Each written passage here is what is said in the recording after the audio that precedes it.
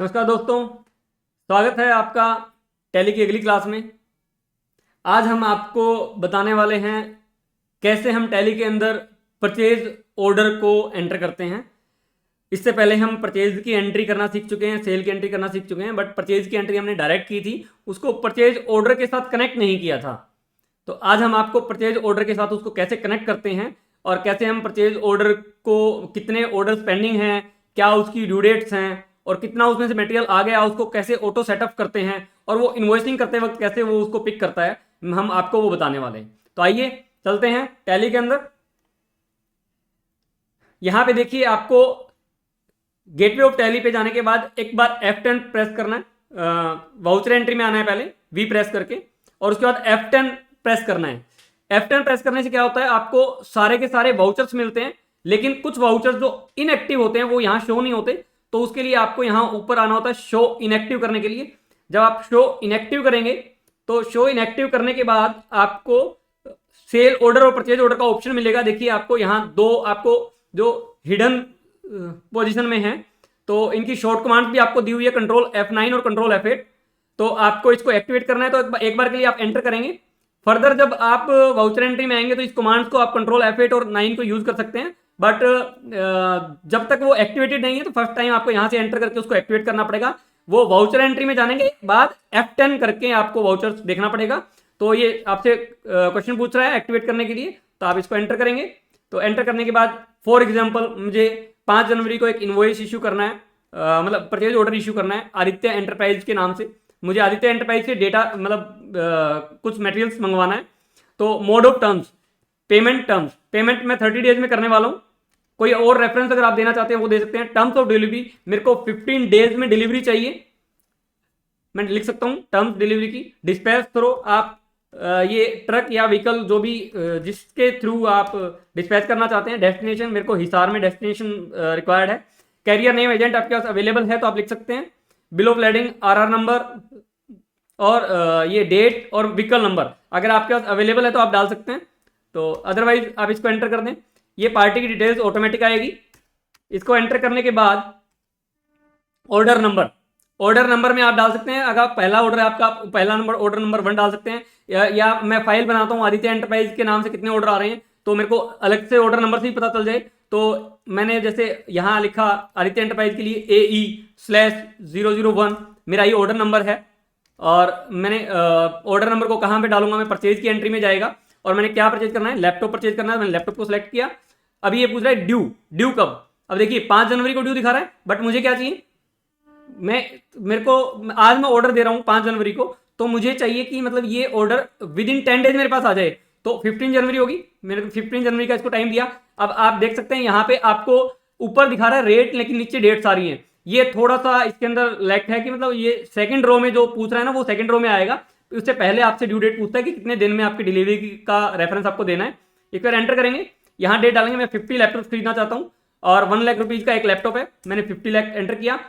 उसके बाद अगर मैं कुछ और लैपटॉप का भी ऑर्डर साथ में दे रहा हूँ, एक ऑर्डर 50 का मैंने 15 जनवरी को दे दिया, दूसरा ऑर्डर मैं फॉर एग्जांपल फिर दे देता हूँ, वो मेरे को 20 जनवरी को भी चाहिए कुछ, और 50 का मैंने ये ऑर्डर दे दिया। उसके बाद ड्यू ऑन नेक्स्ट ऑर्डर अगर आपको देना है साथ में, तो मैं सिर्फ 2 ही डेट्स का ऑर्डर दे रहा हूँ। मैंने एंटर कर दिया, तो मैंने 1 CR का एक ऑर्डर दे दिया। और यहाँ मैं कुछ और परचेज नहीं कर रहा, लैपटॉप परचेज कर रहा हूँ, तो मैंने एक बार और एंटर किया। उसके ऊपर CGST GST भी लगेगा, तो मैंने CGST GST जैसे आपको परचेज के अंदर मैंने बताया था कैसे सेट करना है उसको। और मे बी TDS उसको इसके ऊपर लग सकता है, तो TDS अगर लगेगा तो मैं सिलेक्ट कर लूंगा, अदरवाइज इसको एंड ऑफ लिस्ट कर देंगे। और मैंने इसको एंटर किया, मैंने इसको सेव कर दिया। अब देखिए मैं परचेज एंट्री करता हूँ F9 में जाके, और सप्लायर इनवॉइस नंबर 1 2 3 या 1 2 4 जो भी मैंने एंटर किया। और अब मैंने डेट क्या लिखी थी, 10 दिन बाद 15 जनवरी को आना था।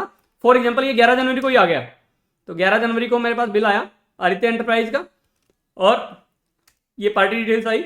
उसके बाद परचेज TDS आपका डिडक्ट होना है, तो purchase of certain some of purchase goods यहाँ आपने परचेज करने डालना है। और यहाँ लैपटॉप मैंने परचेज करने हैं। जैसे ही मैंने लैपटॉप डाला तो देखिए इसने ऑर्डर बताया, मेरे पास एक ऑर्डर में 2 क्वांटिटी मेरे को परचेज करनी है। एक मेरे को 15 जनवरी की ड्यू डेट है और एक 20 जनवरी की। तो अभी ये कौन से वाला है, मेरे पास 15 जनवरी का है। आपको सबको पता है कि जो मैंने ऑर्डर दिया उसमें अगर पहले वाला लोट आ रहा है तो मेरे को 15 जनवरी वाला जो पहले की डेट्स है वही आएगा। तो इसको मैंने एंटर किया। देखिए मेरे को अमाउंट भी नहीं डालना। अगर दूसरा ऑर्डर भी आपका आ रहा है तो आप एंटर कर सकते हैं इसके अंदर भाई, एक साथ अगर पहले ही आ गया, अदरवाइज नहीं आया तो आप इसको एंटर करें। और मैंने एंटर कर दिया, और एंटर करने के बाद यहाँ पे मैंने लिखा CGST, SGST और TDS भी मैं यूज़ कर सकता हूँ अगर डिडक्ट होगा तो, बट यहाँ डिडक्ट नहीं हो रहा। तो वैसे कैसे TDS की एप्लीकेबिलिटी कैसे करते हैं मैंने वो आपको बताई हुई है। ई-वे बिल की डिटेल्स अगर आपको एंटर करनी है तो यस करें, अदरवाइज नो करें। और मैंने ये एंटर कर दिया, न्यू रेफरेंस, यस रेफरेंस नया आ रहा है, परचेज का नंबर है, या फिर आप 124 सप्लायर इनवॉइस नंबर भी डाल सकते हैं। और यहाँ देखिए ड्यू डेट मैंने 30 डेज की ऑलरेडी डाली थी ना, तो वही आ रही है, 64 लाख का अमाउंट हो गया, और मैंने इसको एंटर कर दिया। अब आप देखिए हम पीछे जाएंगे और यहाँ ओल्ड जी कीजिए और परचेज ऑर्डर लिखिए, ओल्ड जी करके परचेज ऑर्डर ड्यू ओनली। क्या परचेज ऑर्डर कोई ड्यू है? नहीं, कोई भी ड्यू नहीं है। अगर मैं दोबारा से ओल्ड जी करता हूँ और परचेज डैशबोर्ड में अगर जाता हूँ तो यहाँ देखिए आप टॉप परचेज ऑर्डर आउटस्टैंडिंग, ये जो सेकंड डैशबोर्ड है इसमें देखिए आपको दिखा रहा है 50 लैपटॉप पेंडिंग है ऑर्डर के, और रिसीवेबल्स ये सारा चार्ट्स के वे में एक आता है। और अगर मैं इसको एंटर करूं, मैंने यहीं से डैशबोर्ड से लैपटॉप को एंटर कर दिया, तो आप ये देखिए 50 लैपटॉप मेरे ऑर्डर पेंडिंग है जो 20 जनवरी को ओवरड्यू हो जाएंगे। और मैंने इसको फर्दर एंटर किया तो ये देखिए मेरा एक परचेज ऑर्डर जो है 50 का वो कंप्लीट हो चुका है ना। ये देखिए 5 जनवरी को आ चुका ना, नहीं ये परचेज ऑर्डर है, परचेज ऑर्डर मैंने ये एंटर किया था। तो इसमें से मेरे पास जो 50 लैपटॉप का ऑर्डर जो है वो पेंडिंग है, बाकी मेरा आ चुका है, क्योंकि ये ऊपर जो दिखा रहा है वो क्या दिखा रहा है, परचेज ऑर्डर जो आउटस्टैंडिंग है, क्योंकि इसमें से एक मेरा ये आ चुका ना 50 का, 100 का मैंने ऑर्डर दिया था और 50 का आ चुका। तो ये यहाँ से मैं ऑर्डर देख सकता हूँ, ऑर्डर को ट्रेस कर सकता हूँ, और ओवरड्यू अगर होगा तो भी वो आ जाएगा। मैंने आपको जैसे बताया था परचेज ऑर्डर ड्यू ओनली जैसे अगर करेंगे तो ड्यू ओनली, यहाँ ड्यू कुछ नहीं है। और मैंने अगर 31/3/25 तक की डेट डाल दी तो देखो 70 डेज तक ये अभी एंट्री नहीं हुई ना। अगर मैंने 31 मार्च 25 तो 70 डेज से क्या हो जाएगा, ये ओवरड्यू हो जाएगा। तो होप सो आप लोगों को ये समझ आया होगा कि कैसे परचेज ऑर्डर को हम एंटर करते हैं। तो आज की क्लास में इतना ही।